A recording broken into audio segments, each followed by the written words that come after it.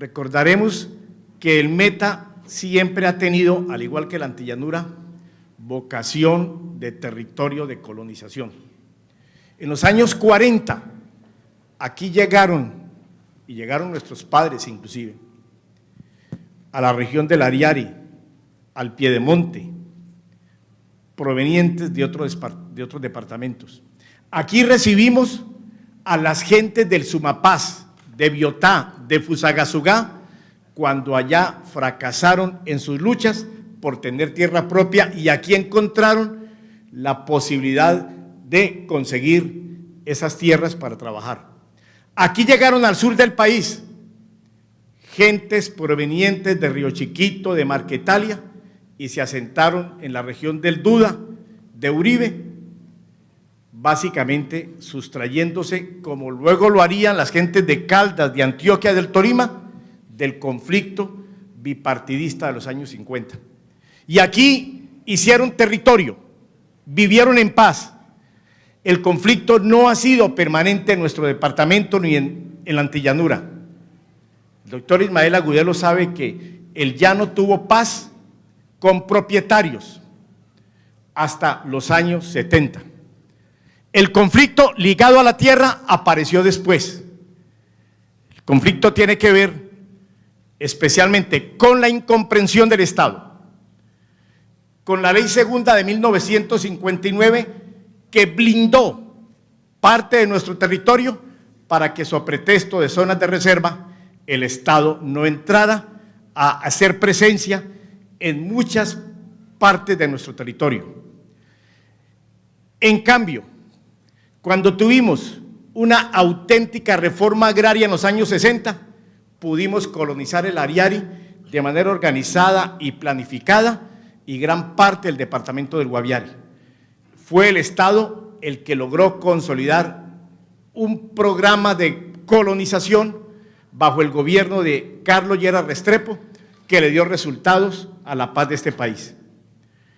Y aquí yo quisiera enfrentarme un poco a la doctora Carvajal de Parques Nacionales. Este problema sí es versus. Aquí hay un problema de confrontación reciente de ahora. Yo sé que hablar de armonización es el ideal, sería el deber ser, pero no tenemos en este momento esa armonización. Aquí hay una confrontación y en un territorio donde no hay lucha de clases, sería lamentable decir que esa confrontación, ese versus, sí tiene que ver con la tierra. Y tiene que ver primero con el tema del desplazamiento que tanto nos preocupa a nosotros y que nos convirtió, yo que fui uno de los ponentes de la Ley de Restitución de Tierras y de Víctimas, buscando superar una situación que empezó a generar la inequidad en el uso de la tierra. Los sectores ligados al narcotráfico terminan la primera fase de apropiación y producen desplazamiento, desarraigo y empiezan a sentar esa desigualdad en la tenencia de la tierra.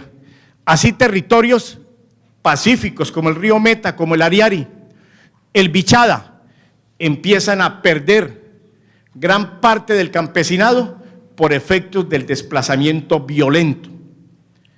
Pero también aquí surge esa confrontación, ese versus, armonización versus el tema de la apropiación.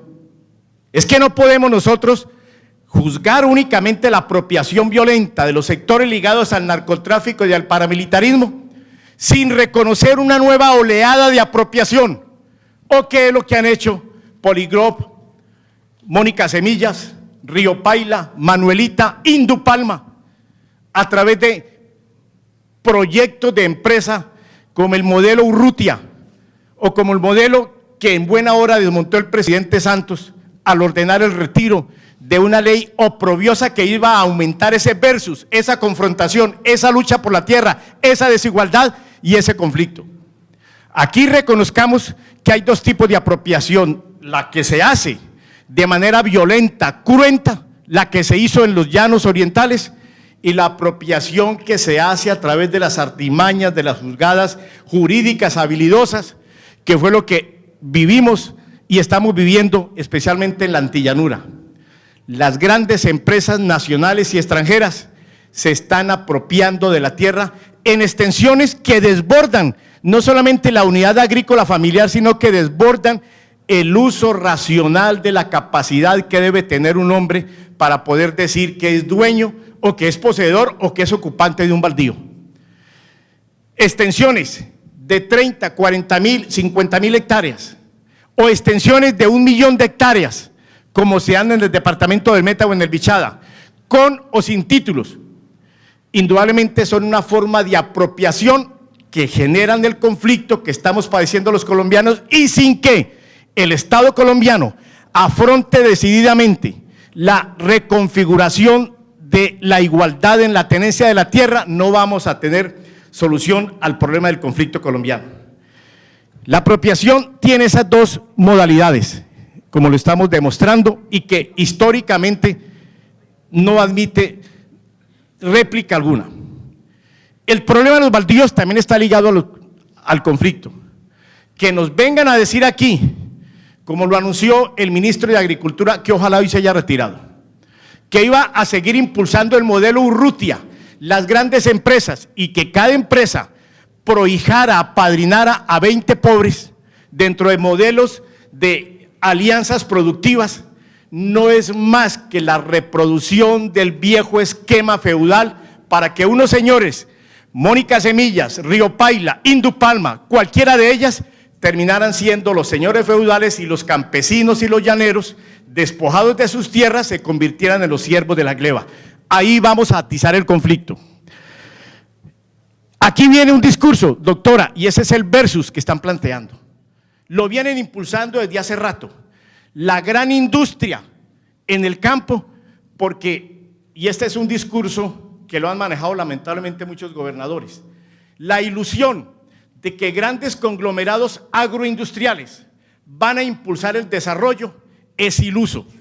En los años 70, el modelo del profesor Curry, la Operación Colombia en el gobierno de Misael Pastrana, que generó la tesis de que el campesino no tiene capacidad para explotar la tierra y que por lo tanto debe dejársela a quien sí tiene el capital y los recursos tecnológicos, ya fue experimentado en el país. Fracasó el modelo del profesor Curry, la Operación Colombia, y lo que estamos viendo aquí no es más que la prolongación de los efectos de apropiación de la tierra por efectos del gran capital y el descuido del Estado al pequeño campesino. ¿Qué es hoy Indupalma, Río Paila, Mónica Semillas, si no es la búsqueda de nuevos territorios? Porque al Cauca y el Valle ya no le caben más apropiaciones de tierras. Aquí vienen en búsqueda de ampliar la frontera agrícola, como dicen ellos. Y a los gobernadores les digo, no sean ilusos. Miren ustedes quiénes son los labriegos que está ocupando hoy Indupalma o Río Paila. Son gentes traídas del Cauca, en su gran mayoría, con un salario, con una mano de obra barata, para poderle competir aquí a los salarios petroleros, porque los llaneros, también ilusionados por el salario petrolero, no tienen vocación de ocuparse en las labores nuestras, y entonces la mano de obra nos la están trayendo de afuera, mano de obra barata, y generan congestión, generan un impacto negativo en la conurbación de nuestras ciudades. No podemos seguir permitiendo, y yo lo advertí, si viene el proyecto de ley modelo Urrutia al Congreso de la República, tendrá en Hugo Velázquez como vocero de esta región una oposición frontal, porque yo sí creo que la tierra es fundamental para la paz, para la vida del campesino. Es diciente y vale la pena recordarlo. Cuando en el Brasil empezó a construirse el modelo del cerrado brasileño, allá estuvo Chico Méndez, que despertó la conciencia de los campesinos. Cuando en México pretendieron hacer lo mismo, Emiliano Zapata alzó su voz violenta, su insubordinación, para defender los intereses de los campesinos. La tierra no es para el campesino un factor económico en el más estricto concepto del marxismo. La tierra es para el campesino básicamente la posibilidad de sobrevivir, de tener una vida digna y tranquila, sin dejar de aportarle a la economía, porque aquí se nos olvidó. Te queda un minuto. Que mientras las grandes empresas impulsan proyectos con especies foráneas, palma o lo que ustedes quieran, el campesino es el que sigue aportando la yuca, el plátano, es decir, la alimentación diaria de los colombianos. El PNUD en el año 2011 dijo: no habrá modernidad si descuidan a los campesinos. No es cierto que Colombia sea un país netamente urbano. Aquí todavía quedan 7 millones de campesinos y no podemos expulsar a esos campesinos para que vengan a las ciudades, como ocurrió con el modelo del profesor Curry, a conformar cinturones de miseria, tugurios, desempleo, violencia y obviamente generar excedentes de mano de obra para que los absorban los grupos alzados en armas. Sin la tierra no hay paz y la tierra es fundamental si nosotros queremos superar el conflicto. Muchas gracias. Muchas gracias.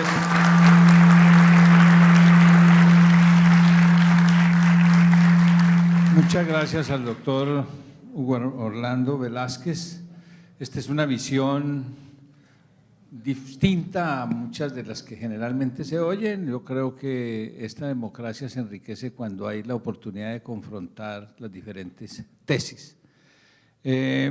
Vamos a darle la palabra al doctor Carlos Ávila, del Programa de Consolidación Territorial, y luego termina esta ronda del gobernador del Bichada. Luego hacemos la segunda ronda que de la misma manera que en el foro anterior, la pregunta para todos y cada uno de los participantes en el conversatorio es: ¿cuál es el problema o la solución más importante para todo este tema que estamos comentando? Una medida, puede haber 100, pero queremos recoger por lo menos 5 propuestas concretas. Siga, doctor. Gracias, muy buenas tardes para todos. Vamos a tratar de hacer una ponencia acá explicar un poco sobre los problemas de la tierra y el desarrollo integral en el marco de las acciones de restitución de tierras que se vienen adelantando acá en el departamento del Meta principalmente. Y voy a centrar mi ponencia en tres puntos. Uno tiene que ver con el tema de la problemática de la informalidad y la ilegalidad de la tenencia de la tierra. 2, lo que implica la concentración improductiva de la tenencia de la tierra. Y tercero, lo que es el conflicto por el uso de la tierra. Yo creo que ya vio bastante ilustración sobre el tema de la informalidad y el rezago en el territorio sobre formalización o titulación de predios en este territorio, pero es muy importante también llevar un poco a fondo por qué ha sido ese rezago y por qué se presenta este problema acá en el territorio, y aquí lo planteamos desde 4 puntos de vista. El primero que planteo, que es el tema del rezago institucional frente a las dinámicas de colonización y ocupación. Considero que aún hay mucho desconocimiento sobre los trámites y requisitos sobre la formalización, los altos costos que implica llevar a la formalización de la tierra aún todavía, y yo creo que uno de los temas aún más fuertes, pero que se viene trabajando en ellos, es la coordinación de las entidades institucionales. A veces esta descoordinación institucional es lo que genera los altos costos de transacción para llegar, digamos, a un tipo de formalización. Pero antes de arrancar un proceso de formalización, se nos ha olvidado hablar mucho sobre ese territorio, y es un tema que nos compete mucho acá al IGAC, y es que antes que titular hay que ordenar. Y es un territorio que tiene un atraso grandísimo en ordenamiento territorial. Y voy a hablar un poco hacia la región que yo conozco, porque no me conozco tampoco toda la región del Orinoquía, pero hacia el sur del Ariari, que tiene cerca de 45.000 kilómetros cuadrados, de los cuales más de 28.000 kilómetros cuadrados no tienen cartografía, no tienen actualización catastral. Municipios enteros que aún entonces es cuando uno le pregunta, ¿cómo vamos a llegar a un proceso de restitución, a un proceso de formalización, si antes no cumplimos pasos grandes, pasos gigantes, como es el ordenamiento territorial, pasando por catastro y pasando por actualización de cartografía? Ahí sí podríamos empezar a entender y a dimensionar el tamaño del problema. ¿Hablamos de un problema? Sí, hay baldíos. ¿Cuántos? ¿Dónde? Yo creo que aún se carece de esa información, y yo creo que con estos temas anteriores que se hace un evento tenemos que llegar, digamos, para poder cuantificar este problema sobre la ocupación ilegal de baldíos de la nación. En este mismo orden, sobre la informalidad en la tenencia de la tierra, otro tema muy importante, y yo creo que ya el representante Hugo Velasco habló mucho sobre el conflicto armado y el despojo violento y control ilegal del territorio. Sabemos, para nadie es desconocido el tema aquí, lo que implicó en esta región, sobre todo el sur del Ariari, ser una región que pasó a tener cerca de 18.000 hectáreas de coca a comienzos de este siglo, a pasar hoy en día a cerca de 3.000 o un poco más según el último informe de monitoreo de los cultivos ilícitos sobre coca en estos territorios. Pero este tema de coca y control de territorio, digamos, es aquí donde el proceso de restitución de tierras debe empezar a jugar un papel muy importante en atención a todas estas víctimas del conflicto en todo este territorio. Porque también para nadie es un secreto que el tema del control de la tierra, ya sobre hablando de los 80, 90 para este año, lo que implicó como el control de la tierra para, primero, tiene que ver como control territorial de los grupos armados ilegales. Y aquí se configuran todos los que habían en el territorio, guerrilla, paramilitares y narcotráfico. Dos, el tema de control de territorio por estos grupos a través de la tierra para el manejo de insumos para el narcotráfico y corredor de movilidad de los mismos grupos armados ilegales. Y tres, lo que tiene que ver con las capturas de rentas de la explotación minera y la explotación también natural y la explotación forestal. Esto, repito, con el fin de tener esos grupos sobre control del territorio, y ahí es donde uno se puede dar sobre las dinámicas del despojo en ese territorio. Una hipótesis que hemos sacado nosotros es que es muy distinto el despojo que se dio hacia el lado del sur del Ariari, Vistahermosa, Puerto Rico, Uribe, Macarena, al despojo que se dio hacia la zona de San Martín, Puerto López, Puerto Gaitán. Tiene dos connotaciones distintas, digamos, y el manejo y el trato de ser distinto. Y pongo un ejemplo. En la parte de San Martín y ese sector allá de Puerto López y Puerto Gaitán se da un despojo que busca es capturar y tener altos globos de tierras. Mientras que el despojo que se da en la parte sur del Ariari es un despojo que sea campesino a campesino.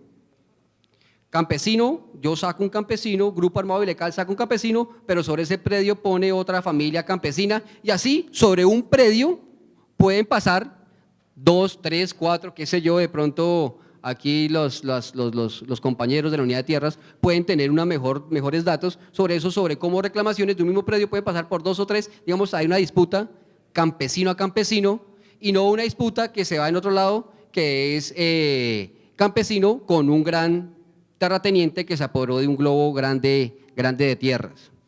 Y por último, lo que tiene que ver con el tema de la informalidad y la legalidad de tenencia de la tierra, tiene que ver la tierra como lavado de activos. La tierra como lavado de activos y la tierra como excedentes especulativos del mercado. Eso es lo que tenía primero que decir.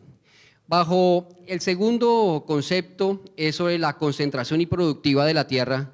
Yo creo que eso es muy visible, lo que nos recorremos todos los días, este departamento para arriba y para abajo, nos podemos dar cuenta sobre las transferencias que se hacen a las economías, a los falsos mercados, a los falsos mercados de las tierras, que tiene que ver con los derechos y usos y sobre todo con la estructuración con la falta más bien de estructuración y incentivos para la gran concentración de la tierra y no incentivos para los pequeños que no tienen tierra, o la falta de incentivos para los que no tienen tierra, o incentivos inclusive para que teniendo tierras no alcanzan para tener una actividad productiva rentable. Y esto va muy asociado, pero aquí ya yo creo que lo tocó un poco el doctor Jorge Enrique Vélez en el temido de cómo llegarle a quitar la tierra, y un poco cómo es motivar estos globos de tierras a través de unos impuestos prediales mucho más fuertes,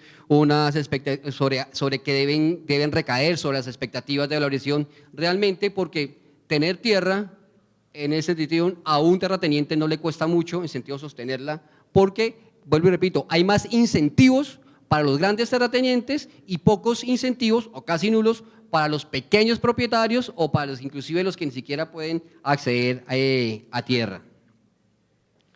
El tercer punto al cual me quiero referir tiene que ver un poco ya con lo que hablaron inclusive en el panel anterior, que tiene que ver con el conflicto de uso de la tierra.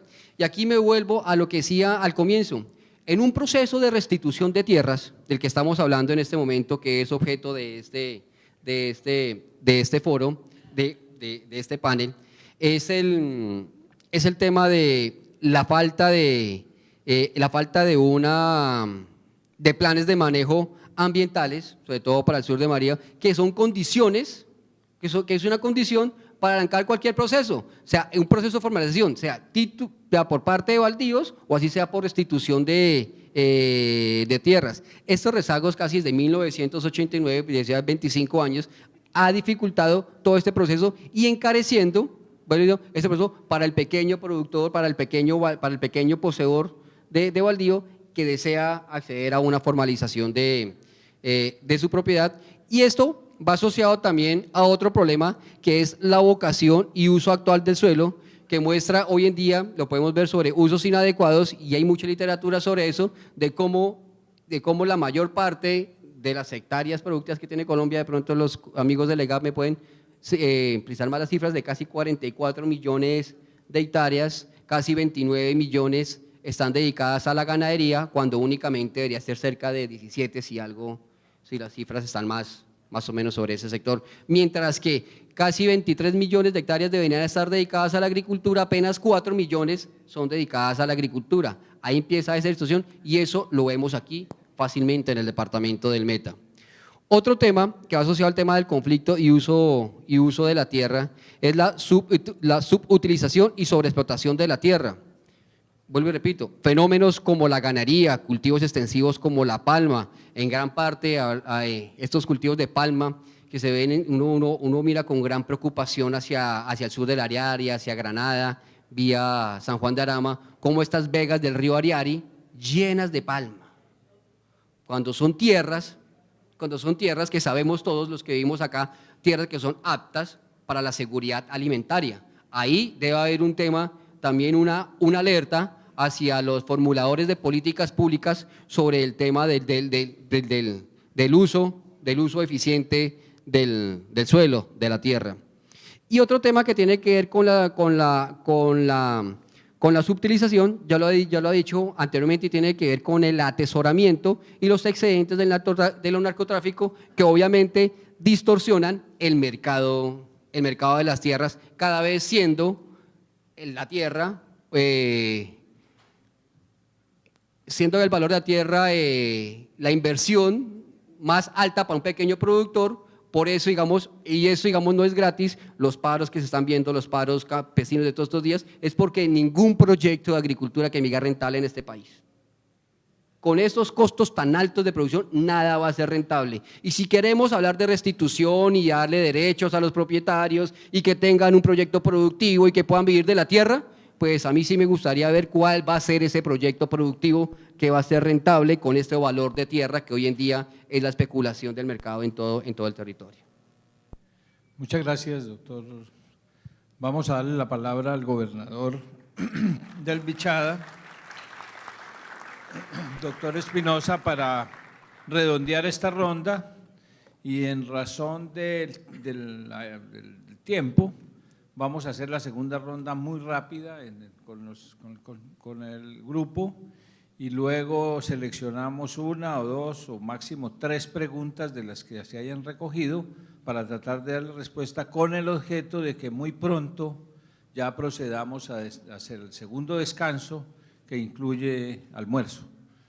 Entonces, señor gobernador. Gracias. Muy buenas tardes para todos y para todas.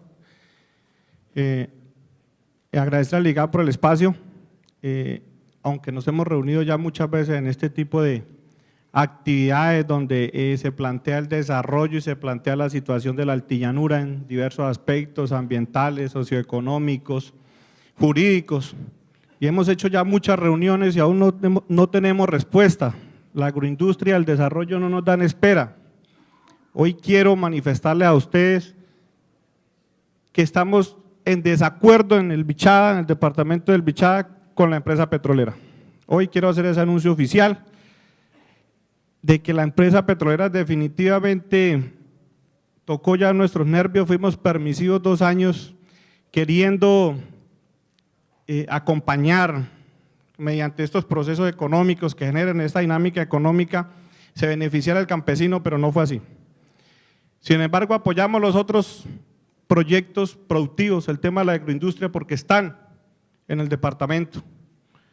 Si usted le pregunta hoy a un campesino bichadense, o lo primero que hay que analizar es quién es considerado un campesino, qué es considerado un mediano productor y cuál es el inversionista, porque ni eso tenemos. Las líneas bases de nosotros no son fuertes o no tenemos líneas fuertes. Preguntémosle a un campesino hoy en el Bichada si quiere que la industria llegue, ¿qué le va a decir? Que no. ¿Por qué? Porque le dañó la vía o porque no le dio trabajo al hijo o porque cree que hizo un daño ambiental. Pero no tenemos conocimiento, no nos conocemos para eso. Pero esa es la letra menuda de la situación. Si nosotros queremos riqueza en el departamento, ¿tendremos que seguir haciendo las mismas prácticas que venimos haciendo?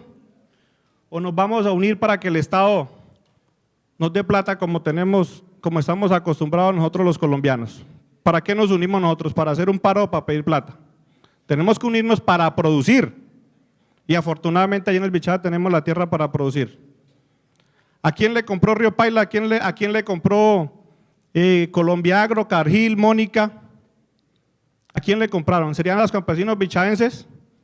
Señor superintendente, usted debe tener esa cifra y seguramente de ese 100% de las compras que hizo, que fueron tituladas y no fueron con un fusil, seguramente por lo menos el 90% de esas personas no viven en el Bichada, viven en Villavicencio, viven en Pereira o viven en Bogotá, o son los paisas. Afortunadamente los campesinos bichadenses son pocos y muchos tienen su tierra debidamente legalizada. Un pequeño sector no tiene tierra, otro pequeño sector no tiene su tierra titulada. Entonces, ¿cuál es el problema? ¿La tierra o cómo producir? ¿Y será que para nosotros poner a producir la tierra del Bichada con 6 toneladas de cal, transporte a 200.000 pesos la tonelada, será que el campesino bichadense sí tiene plata para esto? Eso es lo que hemos vivido toda nuestra vida, somos campesinos pobres. ¿Queremos seguir en esto? ¿Queremos que la dinámica sea lo mismo? El Estado nunca tendrá la plata para darnos una combinada a cada uno y un tractor y para ararnos 100 hectáreas allí en nuestra sabana y meter la cal allí y los abonos. El Estado nunca tendrá la plata para eso. ¿Qué tenemos que hacer? Buscar los modelos asociativos, los modelos de cooperativismo, donde podamos que ese campesino a un aliado con un músculo financiero importante pueda desarrollar un proyecto productivo, se pueda pegar. Nosotros tenemos la tierra, no estamos pidiendo que nos regalen nada, tenemos la tierra y las manos para trabajar allí. Eso es lo que nosotros queremos, que no nos den. Pero esto obviamente se hace de la mano de la empresa privada, se hace de la mano del que tenga el músculo financiero para poder llevar eso. Y no es una ilusión, son las realidades. Las realidades de nosotros. Tengo 35 años que vivo en el Bichada y me he sentado con los campesinos, con los indígenas y también con los inversionistas, porque cuando usted se dedica a unos cuestionamientos hacia un solo sector, pues eso produce votos, pero las realidades en la región son otras, y es muy diferente la situación de Colombia de vista desde la calle 26 desde el Congreso de la República. Nosotros estamos en la región, nosotros sabemos qué es lo que queremos, y afortunadamente tenemos la visión de lo que va a pasar en el Bichada, de lo que va a ser el Bichada, y queremos auspiciar eso. Obviamente, con unos temas ambientales, de conservación, con unos temas de inclusión de nosotros los bichadenses, o los campesinos, hablemos de todos los, de Altillanura, de todos los campesinos de Colombia en cualquier proceso. Obviamente hablo por lo que está pasando en el Bichada, que es un tema coyuntural, con todo este tema del nuevo proyecto de ley de baldíos, que no conocemos, tenemos algunas pistas. Afortunadamente para mí,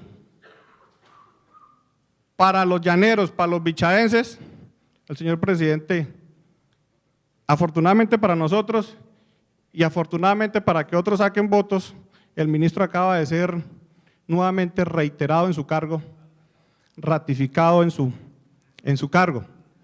Esperamos se presente nuevamente el proyecto de ley. Y ahí, representante, le pido un favor, que usted, desde esa coyuntura y ese entusiasmo y esa emoción que despierta en cada uno de nosotros cuando hace su anuncio, tengamos la potestad de debatir este proyecto, obviamente, porque ahí vamos a necesitar, pero no desde allá, sino desde la visión como la región. Y me gustaría dejarles mis zapatos para que usted se lo ponga y lo haga con mis zapatos, que nos ayude a debatir, porque aquí no se trata de más diferencias. Cuestionar, criticar y no ser propositivo, pues en este país da votos. Desafortunadamente es así, y nos enervamos cuando alguien se nos para aquí a cuestionar el gobierno, eso es fácil. Pero ¿qué propuestas tenemos nosotros? Yo hoy le estoy diciendo modelos asociativos, de cooperativismo, que tiene que auspiciar el gobierno, ahí sí tiene que aparecer el gobierno, en la formulación de esas leyes, en la vigilancia, el mejorar nuestra infraestructura, porque nunca vamos a ser competitivos con esa infraestructura que tenemos, obviamente. Ahí es donde aparece el Estado, con las normas, con las leyes, ampliando nuestros puertos, buscando los mercados para que podamos vender lo que se va a producir en nuestra tierra. Que no necesitamos pensar muy lejos, la mayoría de los productos los importamos. ¿Por qué está Colombiagro acá? Nos sentábamos con ellos y es la empresa más grande del país de producción de grano, la empresa más grande privada del mundo. Yo les decía, bueno, ¿y ustedes por qué vinieron a parar aquí a Colombia? Porque ustedes importan todo. Importan el grano, nosotros vamos a estar aquí muy cerca donde lo estamos vendiendo. No tenemos ningún problema. Entonces, dediquémonos a producir primero para nosotros. Y seguramente pues ahí vamos a tener unos éxitos, un éxito importante. Pero obviamente eso tiene que ir acompañado de algo muy importante y donde aplaudo, cuando hay que criticar al Estado también lo hago, y cuando tenemos que aplaudirlo pues hay que aplaudirlo.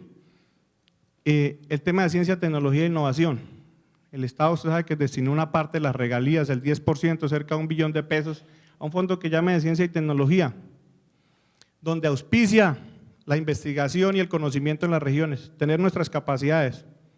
Efectivamente, estas empresas están trayendo personas de otras partes porque es que nosotros no las tenemos en la región, pero nos queremos preparar.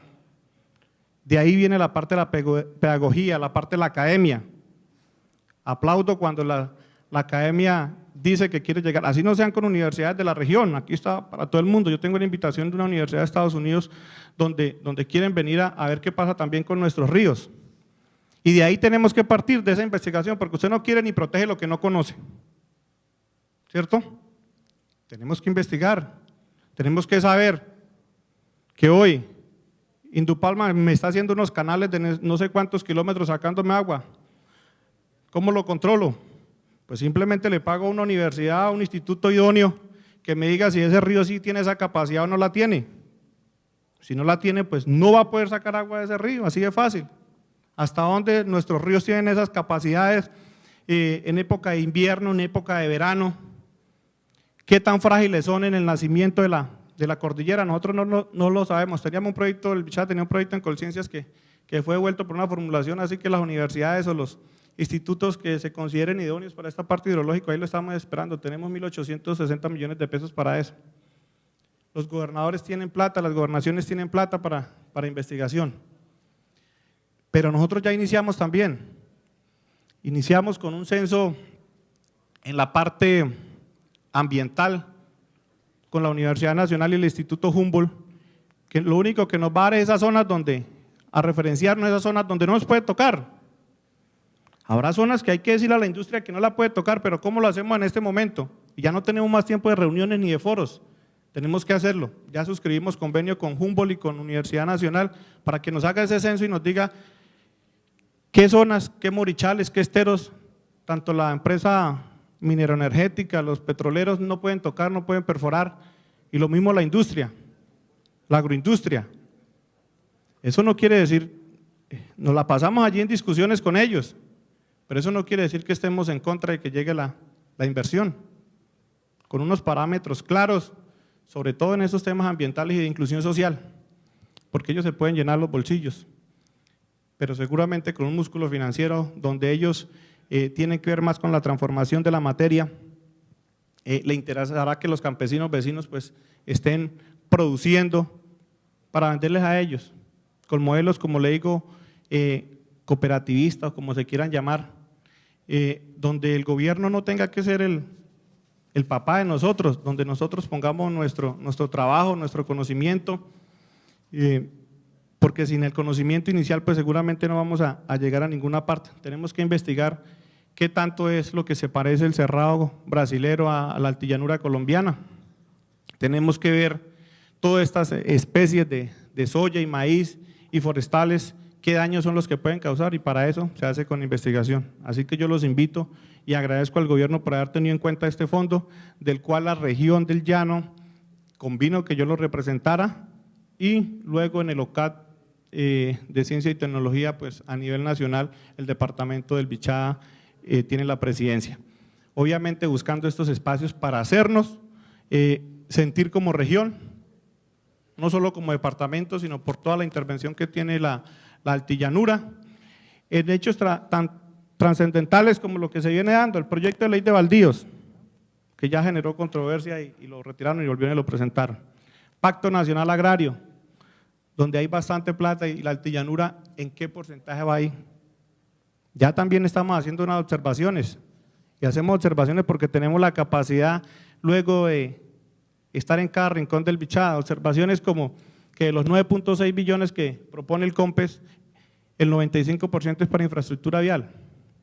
Estamos de acuerdo y estamos hablando de que tenemos que mejorar nuestra infraestructura, pero ¿a dónde queda el tema ambiental? ¿A dónde quedan los temas sociales? ¿A dónde quedan los temas agropecuarios, que es de lo que nosotros vamos a vivir? ¿Sí? De la legalización, de la formalización de la tenencia de la tierra. ¿Qué es lo que nos va a hacer esto? Pues que las empresas nos paguen más impuestos, porque tampoco no es justo que todas estas empresas con todos esos produciendo todos miles de toneladas, y no le estén pagando al municipio o al departamento todos los impuestos pertinentes o unas cantidades ínfimas, porque obviamente pues las fincas están valoradas a precios muy pequeños, acorde con la realidad. Pues toda esa discusión se tiene que dar, pero de la mano de la empresa privada, de la mano de la inversión. Tenemos que dar la discusión, no podemos generar simplemente la controversia y no ser propositivos. Yo los invito a que seamos propositivos, y de esta manera está su respuesta, el proyecto productivo rentable. Se va a dar de esa manera, nos vamos a pegar a los grandes y allí tendremos la oportunidad de nosotros poder trabajar. Esa es la proyección que tenemos desde nuestra región, esa es la visión que tenemos después de concertar, de escuchar campesinos, indígenas e inversionistas. Muchas gracias, señor gobernador.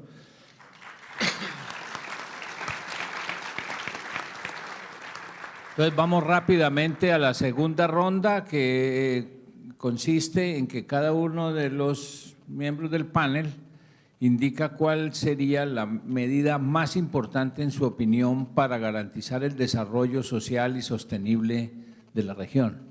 Vamos a hacerlo también en el orden que le hicimos al anterior, señor representante, luego el doctor Vélez, en fin. Le ruego, en consideración a la hora, que sea muy breve todas las intervenciones. Bueno, yo parto de una base, el gobernador del Bichada reconoce que los suelos de los llanos son suelos con alta acidez, con mucho aluminio, y que el correctivo se llama cal.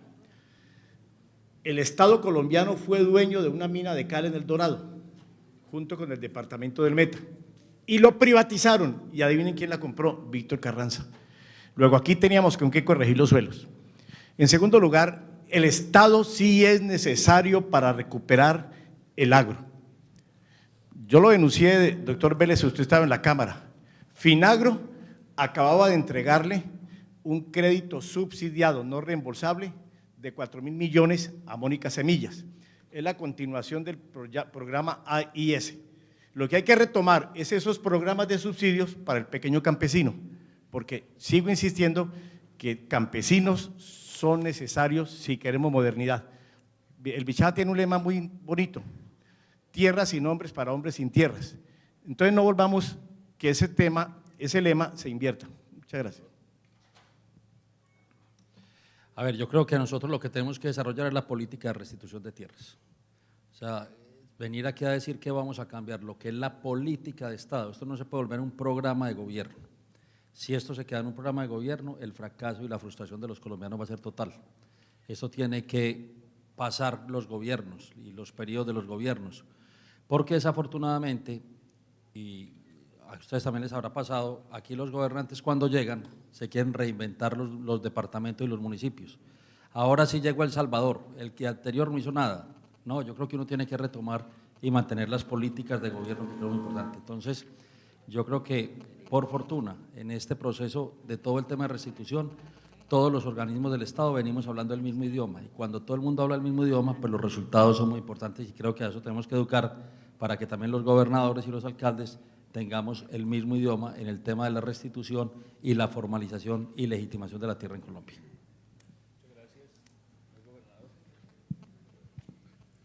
Bueno, termino simplemente diciendo que en el departamento del Bichada caemos todos desde que lo hagamos desde la manera más organizada, campesinos, indígenas, inversionistas, y lo que se invente de pronto el gobierno con sus baldíos reservados, las zonas de desarrollo empresarial, que bueno, ahora creo que se van a llamar de otra manera.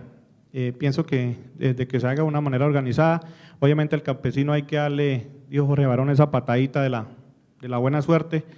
No es simplemente que nos dediquemos pues a estar allí a merced del inversionista, sino que pues el Estado haga parte en un inicio y en la política agraria, que nos dé los rieles que nosotros después caminamos solos. Entonces, en el departamento del Bichada caemos todos de una manera organizada.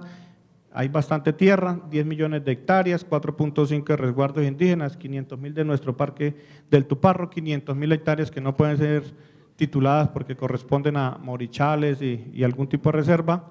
Nos quedan 4.5 millones, de los cuales apenas 2 millones están tituladas. Entonces, allí hay bastante tierra para titular y hay tierra para los campesinos. Bueno, lo que tenemos realmente es un conflicto asociado con un conflicto, no el conflicto de uso del suelo, sino el conflicto, la violencia asociada también al acceso a la tierra. Y tenemos en este momento, con el número de reclamaciones, cuando uno ve este número de hectáreas, sí, este mapa, donde ya prácticamente tenemos 1.400.000 hectáreas, y donde en estos casos lo que tenemos es campesinos reclamando sus tierras, donde tenemos zonas donde a raíz del despojo y abandono de tierra lo que se ha exacerbado es el uso inadecuado del territorio. Pues lo que queremos es, la idea es que pues los campesinos recuperen esas tierras, que sean autosuficientes, que produzcan, que en este mapa ya no tengamos entonces zonas digamos, afectadas por despojos, sino ya campesinos disfrutando la tierra.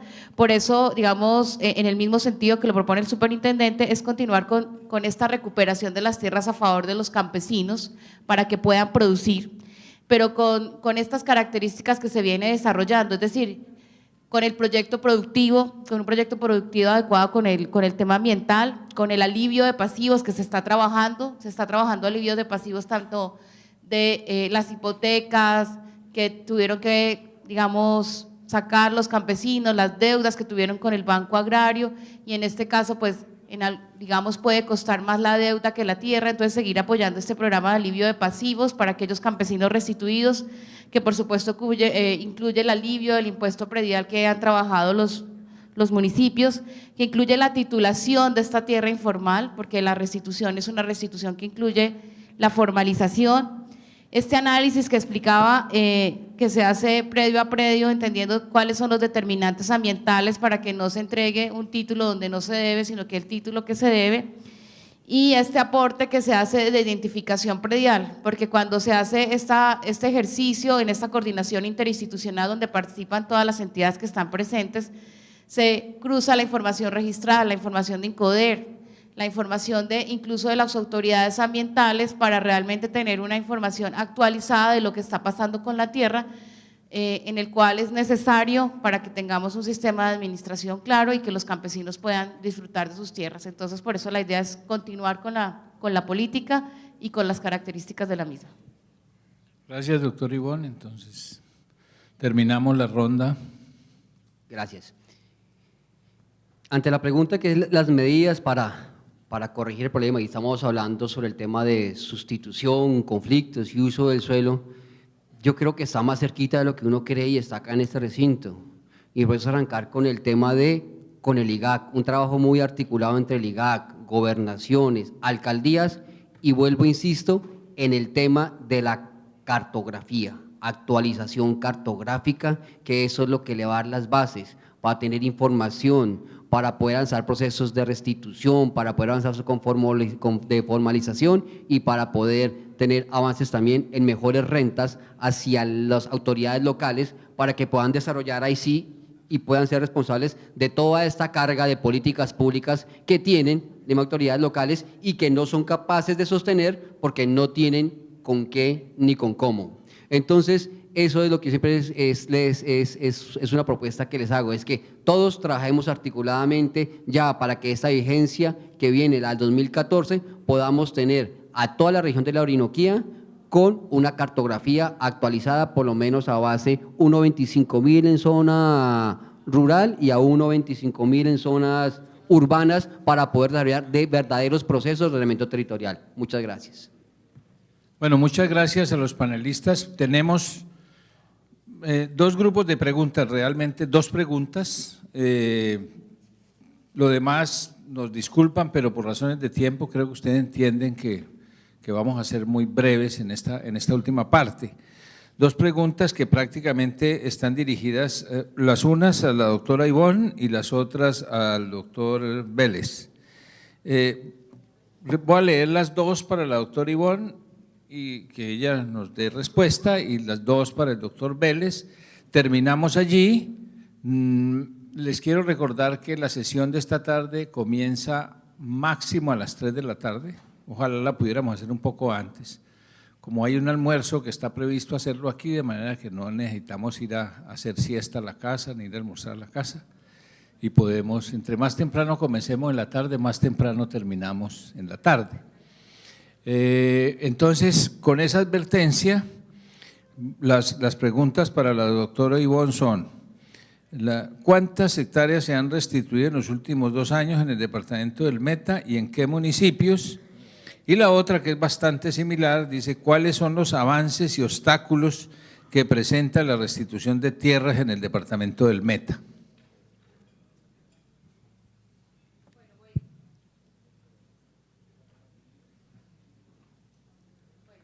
¿Me escuchan? Sí. Nosotros, la restitución de tierras, la implementación de la ley de víctimas y restitución de tierras en el capítulo de restitución, pues lleva prácticamente año y medio. En el departamento del Meta ya se llevan más de 9.300 hectáreas con sentencia de restitución, de las cuales 9.000 ya se han entregado materialmente, es decir, no solamente se entregó el título, sino que las familias tienen la posibilidad de trabajar la tierra, de hacer el proyecto productivo. En este momento estamos trabajando en 12 municipios de todo el departamento, estamos trabajando en Villavicencio, en Puerto Gaitán, en Cabullaro, en Acacías, en Cumaral, donde tenemos todo el municipio trabajando, igual que en Villavicencio, en Restrepo, en Puerto López, en las veredas de Yucao, Navajas, Serranía, La Reforma. Estamos en todo el municipio del Dorado, estamos en todo el municipio de Granada, en Guamá, en la vereda Fuente de Oro, en Guamá, en la vereda Montecristo, estamos en el municipio Fuente de Oro y estamos en Cubarral. Estos dos municipios recientemente estamos haciendo pues formalmente con esta intervención mía el anuncio de que focalizamos estas nuevas zonas. Para Fuente de Oro tenemos las veredas La Luna, El Triunfo, Puerto Poveda, Puerto Alijure. En Cubarral tenemos Marayal, Puerto Ariari, San Miguel y El Central. Estamos procesando todas las reclamaciones de estas zonas que nos están llegando.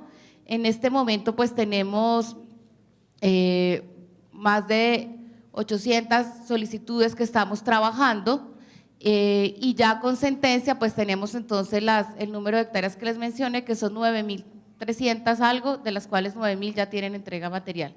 Las dificultades, por supuesto, hay un esfuerzo importante que hace la fuerza pública para que las condiciones de seguridad se den.